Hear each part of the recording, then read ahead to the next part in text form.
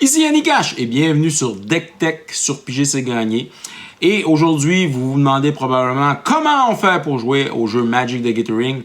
On a la réponse à votre question. Alors, tout ce que vous avez à faire, c'est suivre nos petites capsules. Alors, on commence ça maintenant. Magic the Gathering, c'est un super jeu de cartes, mais c'est aussi, dans le fond, des cartes de collection qui ont de la valeur et qui valent quand même quelques dollars. Alors, on parle quand même de 10 sous pour certaines cartes, jusqu'à plusieurs centaines, voire plusieurs milliers de dollars pour d'autres. Magic, c'est un jeu de tactique et de stratégie qui est très passionnant et qui se joue sur la planète tout entière. De plus, le jeu vous permet, dans le fond, de faire des rencontres extraordinaires et de développer quand même un réseau social des plus intéressants. Dans le jeu, vous êtes un magicien très puissant qui va créer et jeter des sorts dévastateurs et va appeler, bien sûr, une armée de créatures à défendre vos rangs. Vous allez vous prendre contre d'autres magiciens qui vont essayer, dans le fond, de vous battre à votre propre jeu. Alors, et bien sûr, alors ça peut être du 1 contre 1 ou encore du 1 contre 2, 3 ou 4 autres magiciens, tout dépendamment du format. Les sorts sont représentés par des couleurs. Alors, chaque joueur joue avec son propre deck de cartes qu'il va avoir construit, avec la synergie et la stratégie qu'il a choisi. Certains joueurs vont préférer commencer avec des decks préconstruits à l'avance qu'ils vont aller acheter, dans le fond, à leur boutique locale préférée. Le jeu se joue chacun son tour, alors à tour de rôle, et il y a des tours de jeu. Et votre magicien, alors, peut avoir 20 points de vie, tout dépendamment du format de jeu, ou encore 40 points de vie.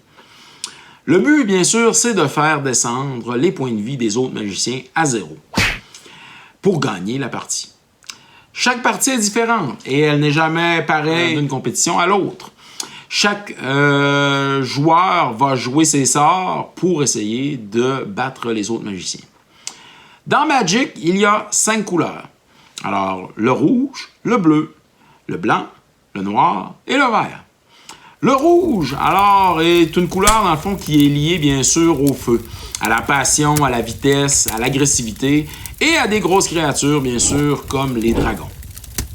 Le bleu, par contre, c'est la couleur qu'on va lier plus à l'eau, à l'intelligence, aux illusions et à la magie qui permet de contrôler les esprits. Le noir est lié, bien entendu, à tout ce qui tourne autour de la mort et des rituels sombres, les cimetières et les créatures de la nuit, comme les vampires. Le blanc, c'est la couleur de la guérison, c'est la couleur de la protection et des grandes armées de soldats qui se lèveront devant les menaces des autres magiciens qui essaieront de vous atteindre. Et on termine avec la couleur verte, car le vert, c'est la couleur de la forêt, le pouvoir de la nature et des différentes bêtes féroces et sauvages qui y habitent. Nous sommes ici pour apprendre à jouer à ce magnifique jeu qu'est Magic the Gathering. Et c'est à travers ce vidéo que vous ferez les apprentissages de base qui vous permettront bien sûr de jouer à ce jeu qui est passionnant et très divertissant. Suivez-nous dans la prochaine vidéo pour apprendre à jeter des sorts. Alors, merci à tous d'avoir regardé cette capsule sur Piger c'est gagné. N'oubliez pas de vous abonner sur les différentes plateformes YouTube, Instagram et TikTok.